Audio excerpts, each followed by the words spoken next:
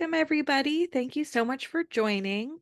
Today's program is part of the Presidential Primary Sources Project, and our program today is Through Her Eyes, Eleanor Roosevelt in World War II, and it's being presented to us by the First Lady's National Historic Site.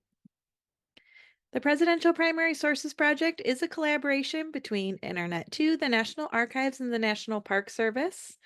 It's a free series we put on every year from January through April. This is just a quick reminder that by participating today, you are agreeing to be recorded and archived. We do keep recordings of all of our programs on our YouTube channel so that teachers and students can access them later. We absolutely want you to participate today.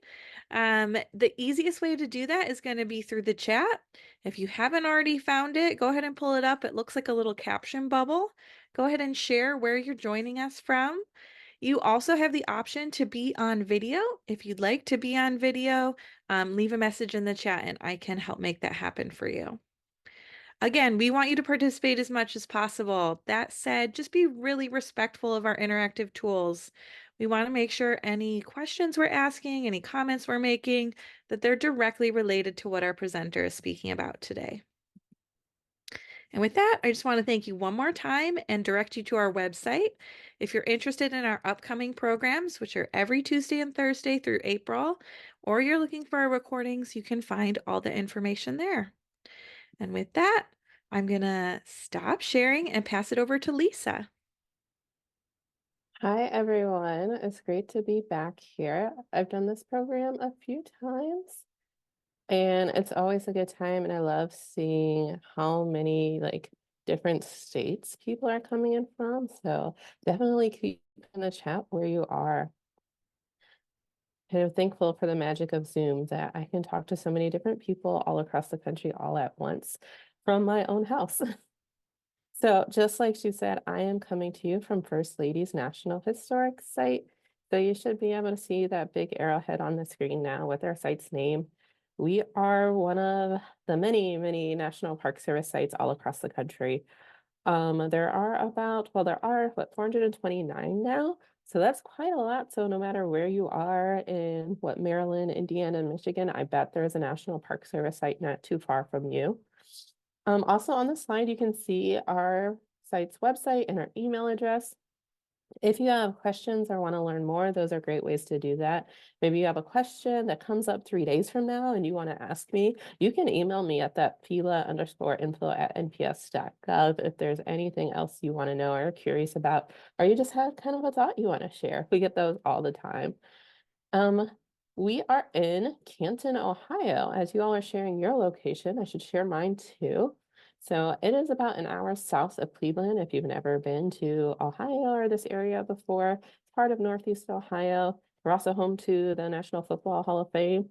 So if you want to come visit us, there's lots to do here. And our site is dedicated to preserving and interpreting the legacy of the First Ladies of the United States. That's quite a big goal. As you can see on this slide, there are a ton of First Ladies. So from the very first one here, the top right corner, Martha Washington, all the way down to the current, we talk about all of these First Ladies and the impact they've had on our country. There are 57 pictures on this slide. If you hear that number 57, you're probably like, well, that's not right. We haven't had that many presidents. But there have actually been more First Ladies than presidents. Some presidents have been married more than once during their time in office.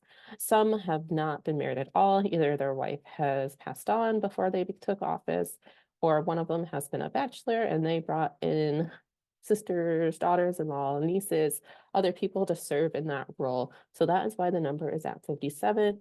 And we talk about these women through our 2 buildings. So we have the historic Saxton House. It's a big Victorian home.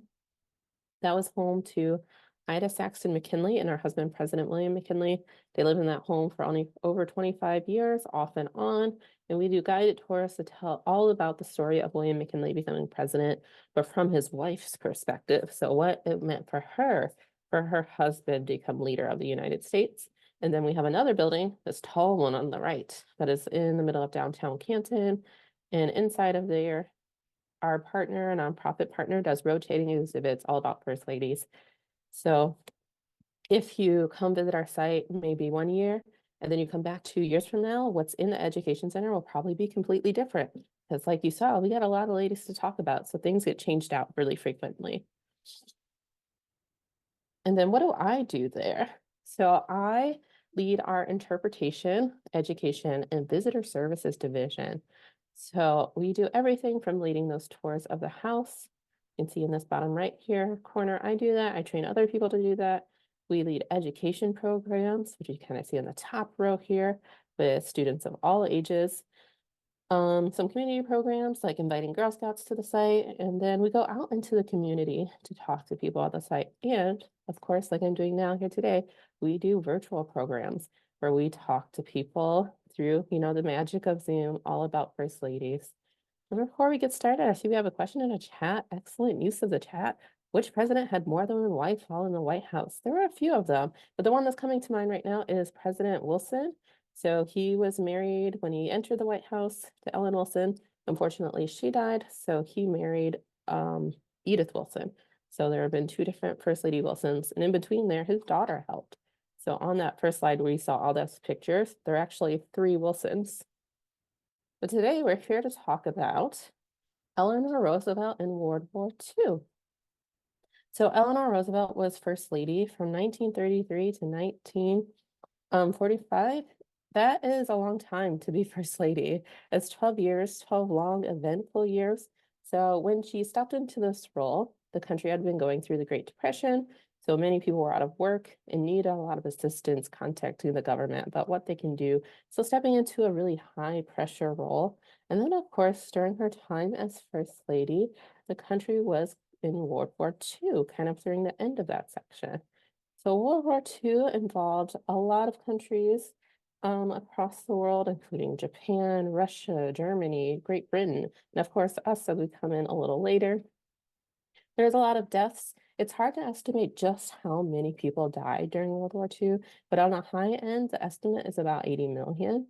And that does include the 6 million people that died during the Holocaust. So this is a really tough time to be First Lady. And while we know that Eleanor Roosevelt eventually becomes, this huge activist, outspoken, will say how she builds advocates for the rights of lots of people. She wasn't always that way. So the question that I sometimes have when I learn about Eleanor Roosevelt is what did it take for her to become this activist? What did it take for her to change her mind and get involved in the issues, especially issues that really didn't impact her? She wasn't living in Germany.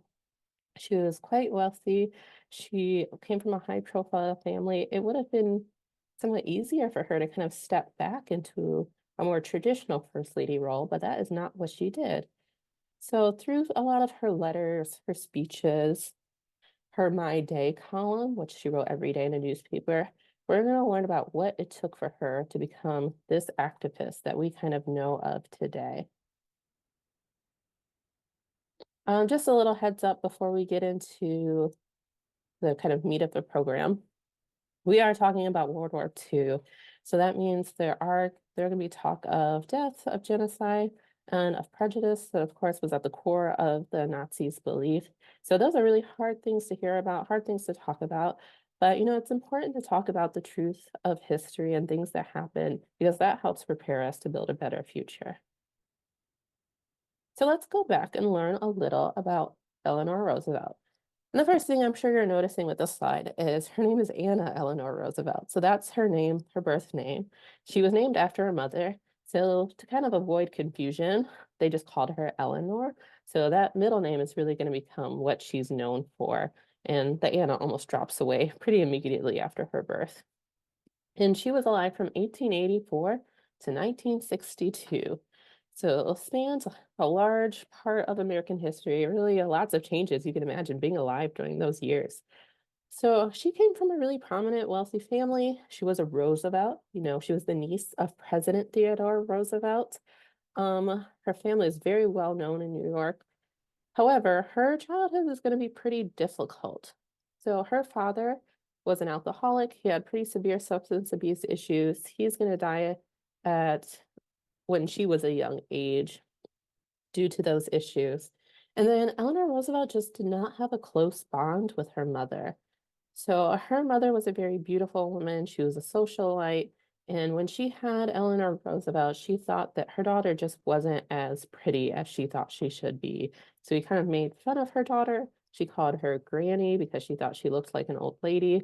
So her and her mother just never had a good emotional bond.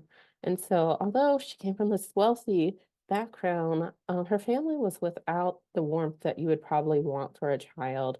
And so this harsh environment that she's growing up in could have really led her to be mean, could have been unsympathetic with others, but the opposite seemed to happen with Eleanor Roosevelt. The difficulty of her childhood made her super empathetic that she was able to listen to other people's difficulties, and this is a skill that she is only going to sharpen throughout her life.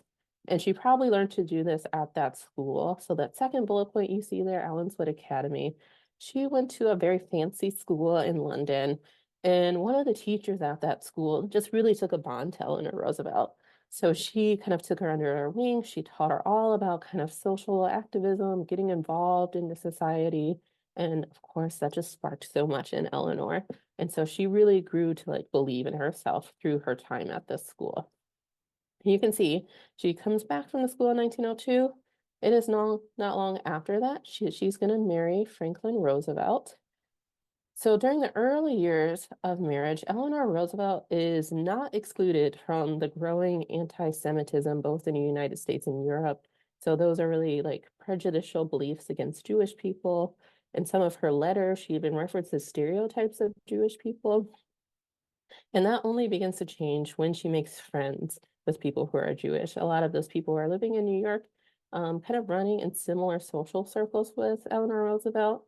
And Eleanor begins to notice that they're facing a lot of prejudice, a lot of stereotypes that she had repeated in the past. And that's really how she's growing and learning about the harmful things that she used to believe. And then her husband is a budding politician, so he rises up pretty quick. We're going to jump ahead to 1933. Eleanor is not thrilled about her husband becoming president of the United States. She really thinks that this role of first lady, so if her husband's president, that makes her first lady, it's gonna shrink her. It's gonna make her too small. She doesn't want to fit into the traditional wife of the president role that just kind of hosts parties at the White House. So she's very concerned that suddenly she's going to have to become something she's not. She doesn't want to give up her job as a teacher and also this kind of budding activism that's inside of her. So she is not thrilled. But Franklin Roosevelt is not the only leader that's going to come to power in 1933. Adolf Hitler also comes to power in Germany. And it's important to point out that anti-Semitism, this prejudice against Jewish people, didn't start with Adolf Hitler. It was already in Europe, in Russia, in the United States. It just is what he uses to scapegoat the Jewish people. And so that is going to be something that's in Eleanor Roosevelt's mind as she is entering the White House. And then we have a picture here from the Franklin Delano Roosevelt Presidential Library Museum of the Roosevelts. I think this is in 1932. So you can see what they look like around the time of entering the White House. This image has been colorized. So originally it was black and white, and then later people added color to it to make it a little more realistic.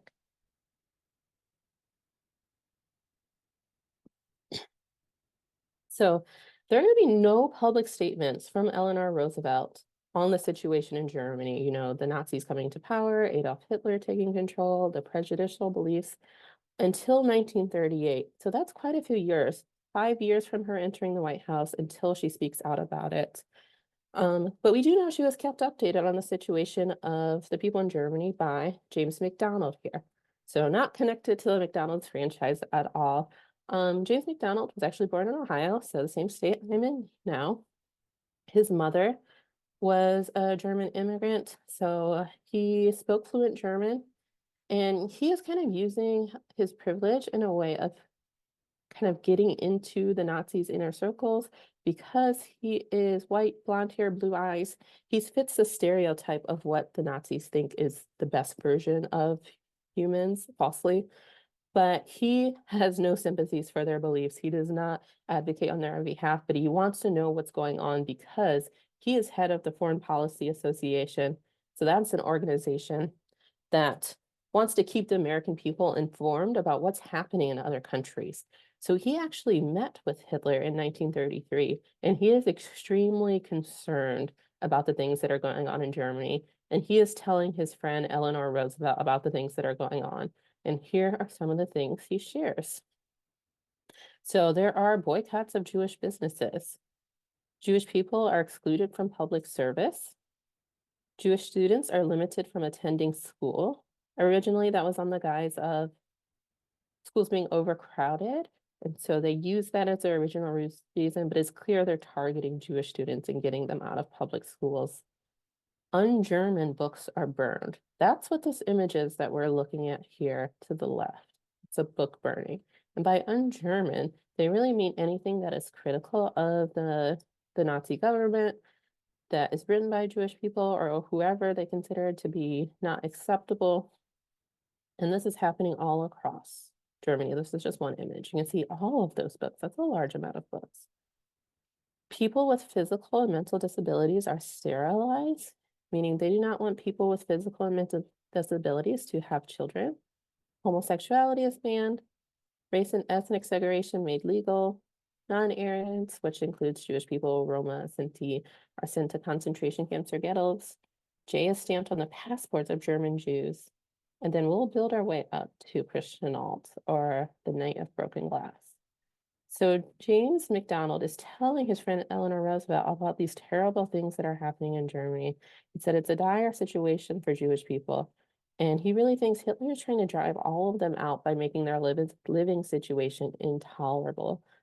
Just trying to squeeze them out so that they don't have a place to work. They don't have schools to send their children to. They can't write books. They're trying to push them out. And he tells Eleanor Roosevelt that he believes that this is an impending tragedy. And Eleanor listens to all this. And while she doesn't speak out yet, she starts writing to her friends, some of those friends she had in New York.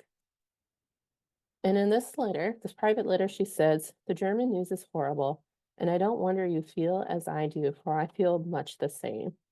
So she is concerned, but she's not yet speaking out, although she does have the opportunity to do so, along with the frequent press conferences she does. She's also writing a column every day called My Day, and she has a lot of speaking engagements. But we do see a small sign of her growing activism with the speaking engagements. So she refuses to speak to organizations that ban Jewish people. So that's mostly a lot of women's clubs that she was speaking to. And if the women's clubs don't also allow Jewish women, that she turns down that speaking invitation. She also has a lot of friendships with several Jewish people, and she is growing more and more active in her private letters, saying that she can't believe the things that are happening. You can see this starting to affect on her because she's so close with so many Jewish people that she sees that, like, oh, this could be you if you were just, happen to live in a different country. So behind the scenes, Eleanor Roosevelt continues to work with James McDonald and others about trying to find a way to bring in refugees. So people fleeing the war-torn countries, people fleeing the Hitler-controlled Germany into the United States. But they're encountering many roadblocks. So there are just a lot of obstacles to bringing in refugees to the United States. One of them is that the United States, like many other countries, had just gone through a Great Depression, like we mentioned in the beginning. So there are a lot of people in need of food, work, homes that lived in our country already.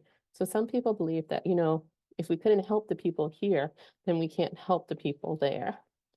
And also, there is just anti-Semitism within the United States as well, and they don't want to bring in more Jewish people for prejudicial reasons. So a lot of countries are saying no to refugees. James McDonald is really traveling all over the place, trying to get some countries to let in these people. Most are saying no, but there is one significant exception. One country does say yes, that's the Dominican Republic, and they pretty early on offered to take in 100,000 German refugees in the late 1930s. So this is all building up to that last bullet point we saw in that slide with the book burning, the Kristallnacht. So I would say I do not speak German, so I apologize if I'm not pronouncing that well, but it literally means Night of Crystal, but it's sometimes called the Night of Broken Glass. So this was from October 9th to 10th, when there were just increasing amount of violence against Jewish people, businesses. You can see in this picture from that night, the broken glass around Jewish businesses. In the background, you can even see the Nazi symbols and the people looking over the damage of what had happened. So a few days later, we do get some words from Eleanor Roosevelt about this event in her My Day column. It says, I cannot somehow believe that under any circumstances in any country, it can be good for human nature to deal cruelly and oppressively with any group of people. It seems to me to show such a woeful lack of imagination not to be able to achieve legitimate objectives of orderly government without a procedure in which end harms most those who carry it out. Dorothy Thompson is right, I think. What is done to people is never so harmful as what people do. So here we know that she's referencing the Night of Broken Glass, but she's not directly referencing the people who caused harm and the people who are called harm, who were caused harm. So not the perpetrators or the victims of this event. It's a little vague. She does mention Dorothy Thompson, who was a journalist at the time who did openly speak out specifically about the harm caused in Nazi-controlled Germany. So if you knew who Dorothy Thompson was, you would be able to infer what Eleanor Roosevelt is talking about. But if you don't, it can be taken as a pretty vague statement. So not yet a strong, clear condemnation. At this point, she's kind of just framing her disappointment in the lens of like what makes a good country, what makes a good democracy. And she continues to make similar statements like this one. It is a fine ideal, this, that each of us, Catholic, Jew, or Protestant, preserving our individual differences of religion or race, should still join in together to preserve democracy and a liberty which allows us to have our difference. So still general about like what makes a good democracy. So as she's working with James McDonald, trying to work behind the scenes to get refugees into this country, they're coming into a lot of challenges, a lot of roadblocks. So some of those included quotas. So there were limits on how many people from each country could be admitted into the United States. So from the Germany-Austria region in 1939, it was 44,000. There are concerns and rules about people being admitted that could become what they called likely public charge. What means is a person admitted into our country going to later rely on our country for services and perhaps cost more than we would benefit from having them here. And then there's just long processes.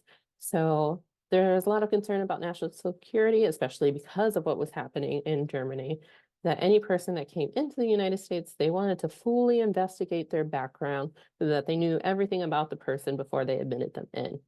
So if you can imagine how long it takes to go through those processes, it could be years.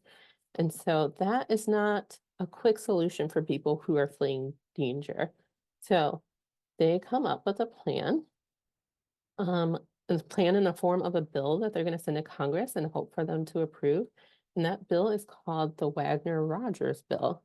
And so that bill would have permitted the entry of 20,000 German refugee children, so children 14 and under, into the United States. So newspapers start running the story about this bill.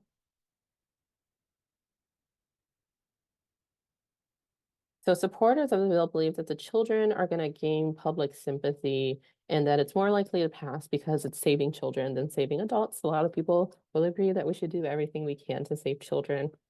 And it gets a lot of support from faith leaders of all kinds of religions, so Catholic, Protestant, as well as Jewish faith leaders. Child welfare advocates are speaking up for it, so that includes social workers, psychologists, and just other philanthropists, so people that care about doing good, about charity, are speaking up in favor of it. Even former President Hoover, who was president before Franklin Roosevelt, comes out in favor of the Wagner-Rogers bill and says, this is something that we can do. And so a lot of people get together and they draft out this bill to the very last detail. They want everything planned so that in the end, there is no cost to the United States government. They want everything to be covered through private funds, so people donating money so that the transportation of the children from Europe to here will be paid for. that they have foster parents to care for all the children, that the health care, so when they get here, they can get checked up, get any shots they need, that everything is going to be covered from private funds. So really, they just need the permission of the United States government to sign off on this. So here we have one of the namesakes of the bill. So this is Representative Edith North Rogers. So the bill was called Wagner Rogers. This is the Rogers section of it. So she presented the bill in February of 1939. So we know that group had done everything they could to make sure that the bill was kind of as palatable so that it was hard to argue against it. But they're surprised to see that people are going to argue against this bill. So there is opposition by congressional members and there's opposition by the American public. So Representative Rogers here gets a lot of letters to her office about how unfair the bill is and that it's creating a loophole to get more people into the United States. And so, unfortunately, they are not going to get this bill passed. And that's really reflective of a lot of the anti immigrant feelings of the time. So, we have some statistics here so we can see how people felt in the United States. So, this is percentage of Americans favoring increasing refugees admitted into the US. So, in 1938, about 5% of Americans said, yes, let's bring in refugees to the United States, or let's increase the number that we're bringing in. And then the year later, in 1939, when they're trying to pass this bill, it's gone up a little. So 9% of Americans say, yes, let's increase the amount. But even still, those aren't very high numbers. And that kind of explains why they got so much backlash and the bill did not pass. Eleanor Roosevelt was really troubled by the backlash, and she thought she could write out to a person that she was pretty close with and ask him to speak out in favor of it. And that person was the president, President Franklin Roosevelt. So he had been on vacation during the time it looked like the bill was going downhill. So she sent him this message. So we can see to the president, she says, we start here, are you willing? I should talk to Sumner and say that we approve passage of Child's Refugee Bill. Hope you're having a grand time. Much love, Eleanor. You can see that's going to the president from the executive office, so the White House, where Eleanor Roosevelt is. He writes back, all well on board, fine weather here, keeping to schedule, period. It is all right for you to support the Child Refugee Bill, but it is best for me to say nothing till I get back. Much love, FDR. It's from the president to the White House where Eleanor Roosevelt is. So with the failure of the Wagner-Rogers bill, there is even more urgency by the people who are invested in getting more refugees to the United States, especially since World War II has officially begun in Europe not long after the bill failed, as Nazi Germany invades Poland, Great Britain and France declare war on Germany.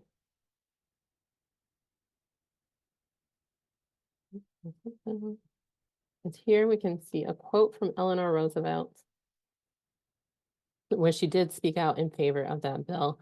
It said, it seems to me to be a very wise way of to do a humanitarian thing. England, France, and the Scandinavian countries are all taking the share of these children, and I think we should.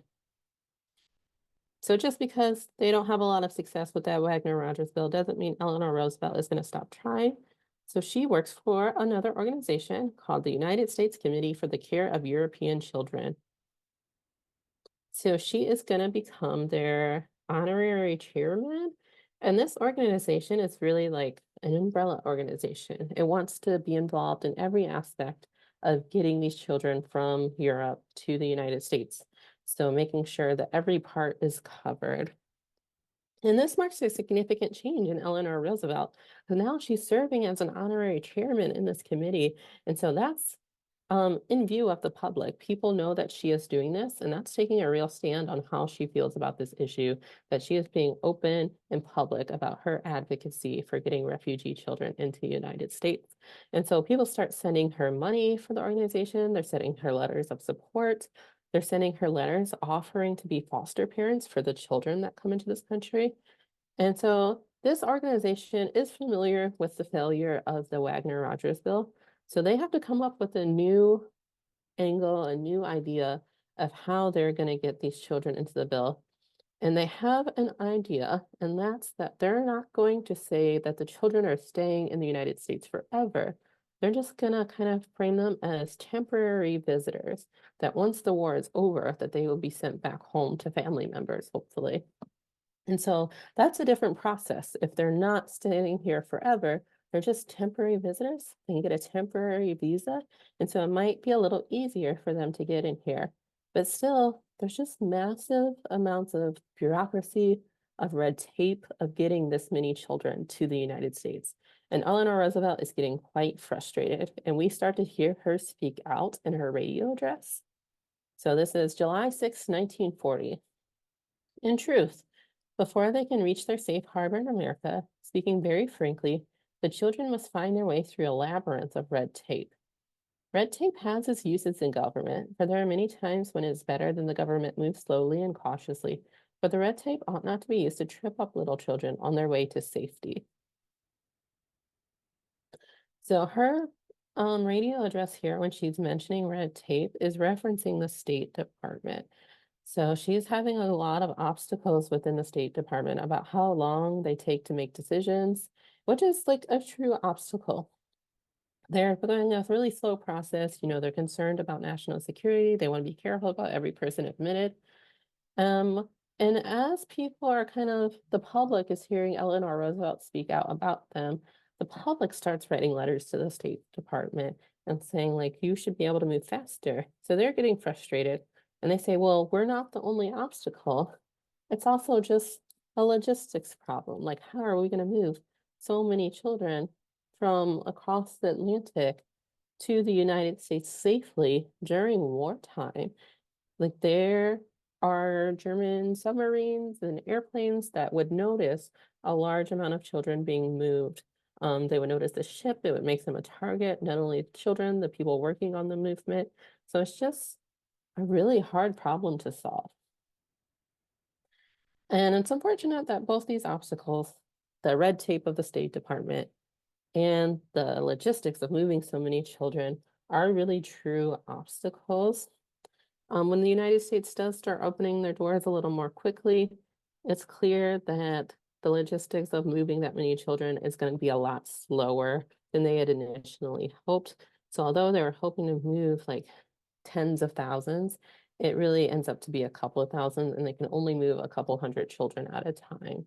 But Eleanor Roosevelt is going to continue to work with the United States care of European children, and also with other organizations to get in refugees throughout many years in World War II, and also just kind of work with individuals.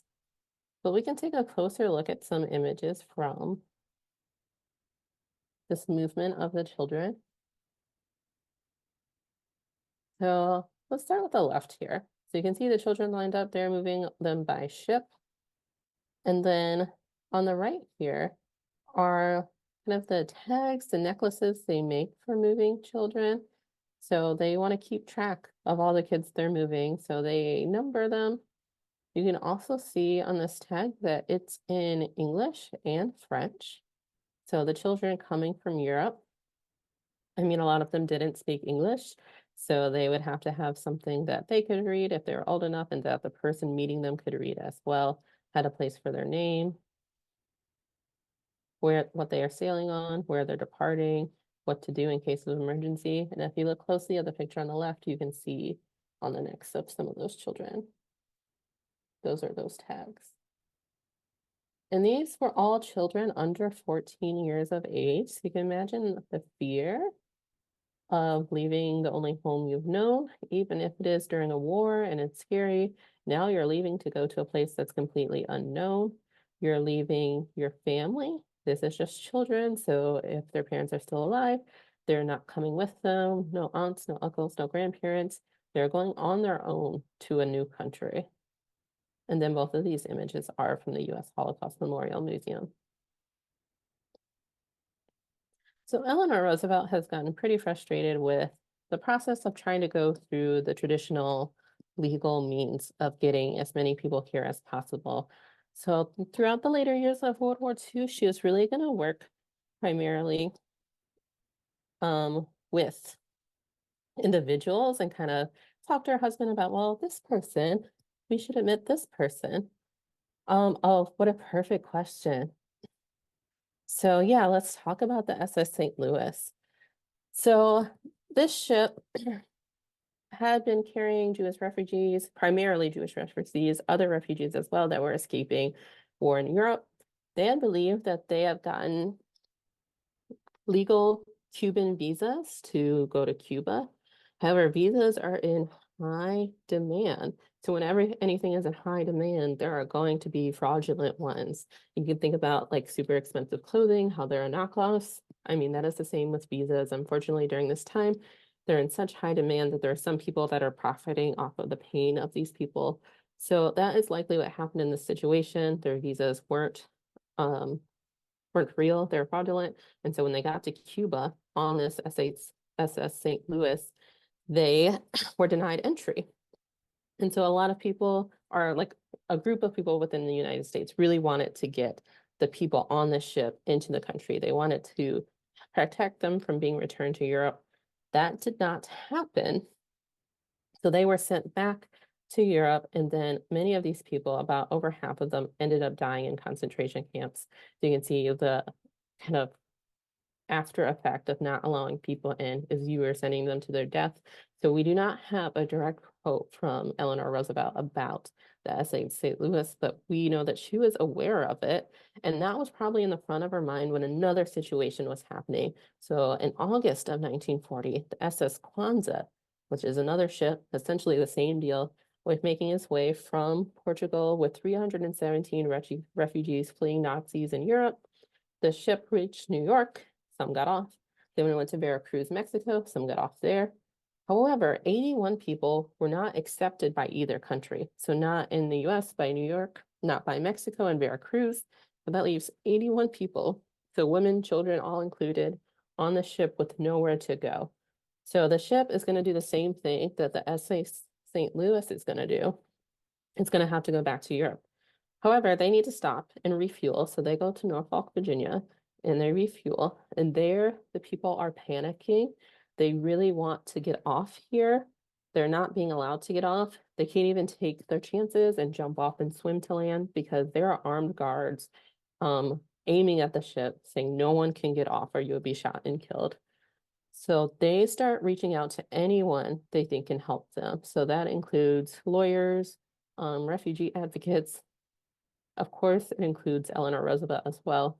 So here's an actual picture from the SS Kwanzaa of the people that were stuck there.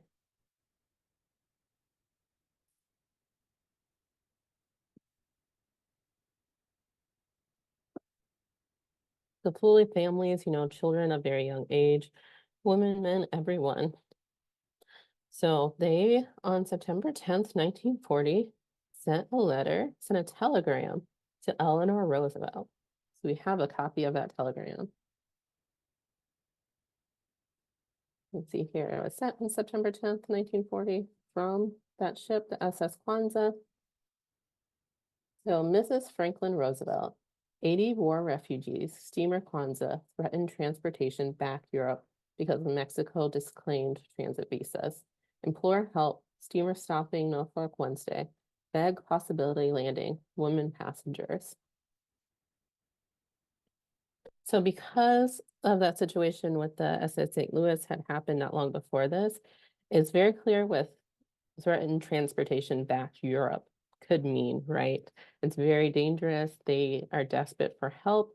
And Eleanor Roosevelt gets this telegram and she wants to help. She sends people to interview the people on the ship, people from the State Department. She reaches out to her husband. Along with other advocates, they eventually do get Congress to approve letting these people in as refugees. And it is clear that a lot of people thought that without the attention, the pressure of Eleanor Roosevelt, that wouldn't happen. And one person that agrees with that was Rabbi Stephen Wise, who said, one of the things that could be done can only be done because Eleanor Roosevelt and Marshall Field appealed to the skipper, which is what they call the president, for the liberation of the refugees on the Kwanzaa. All of them were released. So all 81 of those people were allowed entry into the United States. But not everyone was happy about this situation. So while Eleanor Roosevelt was a really smart person to reach out to, There are people within the Department of State who really did not want these people to be let in, not only not the people on the SS Kwanzaa, but not any refugees coming from Europe. And one of those people was the United States Assistant Secretary of the State Department, Breckinridge Long. He was an equally strong voice against admitting more refugees. And so him and Eleanor Roosevelt are going to have quite the back and forth trying to gain the attention of her husband. Let's see some quotes here that really show kind of an overview of what was happening between Eleanor Roosevelt and the president. That she would repeatedly ask, is there more that can be done? Can't these people be helped? And he would kind of push it off on the State Department. And then we know that the State Department, including Breckinridge Long, had a long list of reasons why they could not do more. So since she has kind of dead ends in both the State Department and her husband, the president, she knows that she can use her position as the president's wife, kind of a very public figure, and talk about in her column what she thinks should happen. So we have this quote from her My Day column, which would have been after the SS Kwanzaa. It says, "We have today a very great opportunity. People who have been known and recognized in the world as great scientists, educators, writers, and sociologists are all seeking new homes. It would be short-sighted indeed on our part if we did not continue the policy which has worked so well in the past, to enrich our own land by inviting into our midst these people who have contributed to make a civilization." So here is kind of her way of speaking out against the common viewed, the stereotype as a refugee, especially prevalent at that time. There was that concern about people becoming likely public charge. And here she's saying, like, a lot of these people are scientists, educators, like they are going to provide us with way more than we are going to provide them. And she becomes this figure that is known as advocating for refugees on especially an individual level, working with individuals to help get them into this country. Some people know that and they write to her. And one of those people that writes to her for help to bring in more people is Albert Einstein. So he too had been saved from fascism in Europe, and now he wanted the same for others just like him. And he doesn't write to the president, he writes to Eleanor Roosevelt. So we'll look first at kind of the whole view of the letter, and then I'll zoom in a little. You can see it's going directly to Mrs. Franklin Delano Roosevelt, White House. This is on July 26, 1941.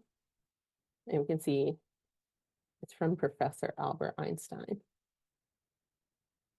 And then these notes down here are believed to be Eleanor Roosevelt's, that she sends this to the president. And generally, when she says things to the president, she sends like the things she wants him to see with the note on top of it saying, like, you better pay attention to this. All right, so we can look closely at what exactly he says. It says, "I have noted with great satisfaction that you always stand in the right and humanness, even when it is hard. Therefore, in my deep concern, I know of no one else to whom to turn for help. A policy is now being pursued in the State Department, which makes it all but impossible to give refuge in America to many worthy persons who are the victims of fascist cruelty in Europe. Of course, this is not openly avowed by those responsible for it. The method is which being used, however, to make immigration impossible by erecting a wall of bureaucratic measures alleged to be necessary to protect America against subversive, dangerous elements. I would suggest that you talk about this question to some well-informed and right-minded person, such as Mr. Hamilton Fish Armstrong. If then you become convinced that a truly grave injustice is underway, I know that you will find it possible to bring the matter to the attention to your heavily burdened husband in order to which it may be remedied. And then, very sincerely yours, Albert Einstein." So you can see that he is writing to Eleanor in help that she could be the voice of reason with her husband, with investigating what's happening at the State Department. Again, he's referencing the thing that we have talked about, that the State Department, in the name of national security, has created a lot of obstacles to get refugees here. And he's saying that maybe some people believe this is necessary, but maybe it's not. And so he's just asking for help from her to get more refugees into this country. And then this situation becomes even more severe when the news is printed in the papers about the Nazis' plan to murder as many Jewish people as possible, Jewish and non-Aryan people. So there is a few days of national mourning led by religious groups, so not just Jewish groups, but Christian groups as well, where they do a few days of prayer, of fast, of stopping work in honor of those people. And so after that time is over, Eleanor Roosevelt does write about it in her column. So this is the first thing she says after learning about kind of the Holocaust, the killing of Jewish people. There was a small item in the paper this morning which filled me with horror. I noticed yesterday that in many parts of the country, work had stopped for a few minutes while people prayed for the Jewish victims of Hitler's cruelty. This morning, I saw that in Poland, it was reported that more than two-thirds of the Jewish population had been massacred. There seems to be a little use in voicing a protest, but somehow one cannot keep still when such horrors are going on. One can only pray that it will dawn upon Hitler that the Lord is not patient forever and that he who puts people to death by the sword is often meted out the same fate. So this is an extreme change in the tone of what we've seen with her Maida column up to this point. You know, she had been very vague about like what makes a good country, what makes a good um democracy. But here she is saying there is a problem with Hitler, the treatment of Jewish people, the cruelty. It's very, very specific to what is happening. And it's the most specific, the most clear she's ever been about the murdering of Jewish people. So we don't have anything other than her notes on that Einstein letter that shows that she responded to Albert Einstein. It shows that she carried out his wishes in talking to the president, but I don't know if she wrote back to him. I have not been able to find it. And then, you know, it's not long after learning about the Holocaust that America, the United States, is going to enter into World War II with the bombing of Pearl Harbor here. So here you can see the USS Arizona after the attack on Pearl Harbor in December 1941, December 7th. So this kind of marks the official entry of the United States into Pearl Harbor. And a lot of people who learn about this event, learn about this time period, will remember the words of President Roosevelt that he said this would be a day that lived in infamy. But Eleanor Roosevelt also gives a speech after this. She addresses the nation as well in a radio address, so actually speaking to the nation. And her speech is a little different. Rather than remarking on how we are going to remember this forever, a kind of never forget style, she is calling on the United States citizens to kind of get involved, that this is the time for you to come to action. So here's a little segment from her speech. It says, "To the young people of the nation, I must speak a word tonight. You're going to have a great opportunity. There will be high moments in which your strength and your ability will be tested. I have faith in you. I feel as though I was standing upon a rock that is my faith in my fellow citizens." So she is obviously asking other people to kind of take up the charge. The country is at war now. This is a time for all of us to serve. But she's just not asking other people to do that. She is going to do the same as well. So she's going to do something that no First Lady before her had ever done before, and she is going to go into an active war zone. In fact, only one First Lady after her ever did the same. So she is going to go to Great Britain during World War II. This is late 1942. She wants to go to England to show her support to both to the American soldiers that are stationed over there, especially the ones that are wounded or in hospital care. She also wants to show support to her country's ally, Great Britain. She wants to show support to the women of that country that are working so hard while the men are fighting and working hard as well. So a few reasons for going over there. And I guess today, you know, taking a trip to England probably sounds very nice, relaxing, adventure, vacation. However, during this time, it's being actively bombed. So it's a pretty scary situation. She describes one of the rooms that she stays in as she can see the damage on the walls from the air raids. The windows in the room are all broken out from the air raids. They're covered with wood. She was told by the host that she has to keep the curtains closed at all times, and that when she lights a fire in the fireplace, what she has to do to stay warm. that it can only be so big. She can't make it really big, otherwise it will draw attention to the place that to the fact that it's occupied and could put them in danger of being targeted by a German air raid. So she is in an active war zone at risk of death or injury. And then later, when she reflected on this time, and she, of course, been asked over and over again, like, weren't you afraid? Weren't you terrified to be there? She said, no, she wasn't afraid, but she didn't really attribute it to bravery. She said, I suppose the saving factor for all human beings at such times is that they never think anything is going to happen to them before it actually happens. So she wrote that in her autobiography years later. And that one is called This I Remember, although she wrote quite a few of them. And she's just kind of saying there that, she just didn't think anything would happen to her, and that's just a fact of human nature. No one really thinks they're in danger until probably it's too late. So what was her time over there look like? Like, what did the average day look like? Well, she worked every day from 8 a.m. to 12 a.m. Yeah, you heard that right. It's 8 a.m. to midnight every day, visiting people, women factory workers like you see here, men in hospitals, a lot of time with wounded soldiers, visiting them, taking down the names of their families back home. And then when she got back, she would contact them and let them know that they spoke. So just really using every minute, barely sleeping. And then even when she gets back to her accommodation, so wherever she's staying, she writes about her day in the My Day column. She continues to do that throughout her time over there. There's one instance where she is visiting a factory where women are working. I think they're working on airplane parts, and the air raid siren goes off. So the siren that tells you that there is probably going to be an air raid. And she notices that no one really stops working, that it's become such a norm that they don't even notice it anymore. And it's just one of those things that sticks with her of like the kind of chaos and normal times of wartime, that it's just such an unusual time to be alive. She did have one conversation that also stuck with her with a gentleman who was working in a factory, and she had asked him, like, what is the hardest part? And he said the hardest part was not knowing what you were going to go home to. So you're not only in danger at work, but obviously you're in danger at home. And to leave every day on your way home and not know if you're going to really have a home when you get there was the hardest part. So Eleanor Roosevelt continued to visit soldiers and visit active war zones throughout World War II. She goes to another one in the South Pacific and does the same type day and visits that she was doing in England. Um, she continues advocating for the admission of refugees into the United States.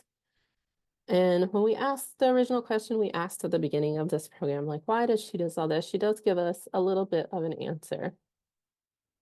In political life, I've never felt anything really mattered but the satisfaction of knowing that you stood for the things in which you believed and have done the best you could. And that's from a My Day column in 1944, so about a year before the end of the war.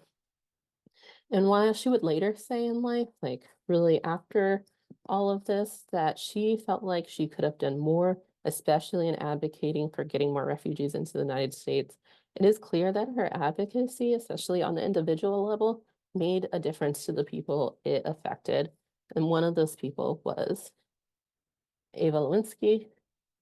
And here is what she said about Eleanor Roosevelt's advocacy of her: that I, an unknown refugee, should be able to enter the White House, that the wife of the president would receive me, shake my hand with great warmth, listen to what I had to say, ask questions, and then promise to try to help was perhaps the most profound experience that I've ever had.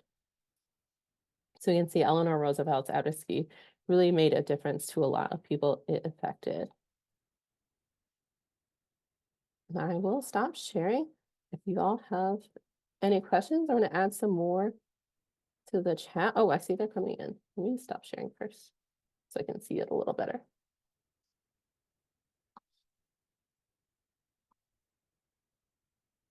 How long was she in England for? I think she was there for a few weeks. She was there a little longer than she expected because they were unsure how to get her back. Again, just like the situation with the refugee children, they were worried about anything that she was on would be targeted. So there was quite a situation about not sure plane, boat, but she ended up coming back by boat. How did this later affect her? How did this affect her later job at the UN? Yeah, I think This made her even more dedicated to doing everything we could to prevent another similar situation. So definitely her experience seeing wounded soldiers firsthand, her experience hearing about the Holocaust and being friends with Jewish people went all into her creating, along with others, the Declaration of Human Rights during her time at the UN. So she has referenced multiple times that that was an effort to prevent anything like this ever happening again. Did her husband support her advocacy efforts? I would say probably not strongly. He was a politician more than she was, and he felt like he had to balance the different voices in Congress, and she was an activist more than a politician and wanted to do what she thought was right.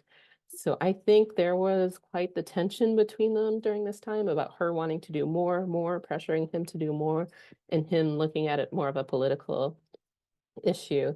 And how do we balance the needs of our country and the politicians, the people in Congress? What did she do after being First Lady? So much. So she, like someone had mentioned before, she became our representative at the UN, and she was appointed by President Truman. So the president, after her husband died, really saw her efforts and thought she would be the best representative.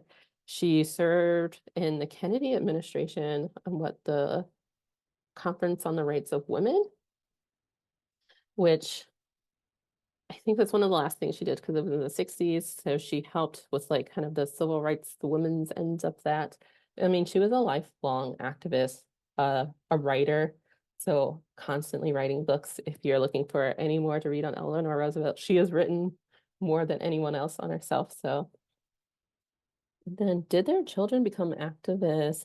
I'm not super familiar what happened with a lot of their children, not that I know of. Was she a strong supporter of the new country of Israel? Yes, she was. You guys have such great questions. And I will tell you, there is just a ton to learn about Eleanor Roosevelt. She, like I said, has left stuff, plenty of primary sources. They're on the Franklin Delano Roosevelt Presidential Library and Museum. It's a long title. If you want to read all of her papers, they have organized her My Day columns, images from the time. There's just so much to learn.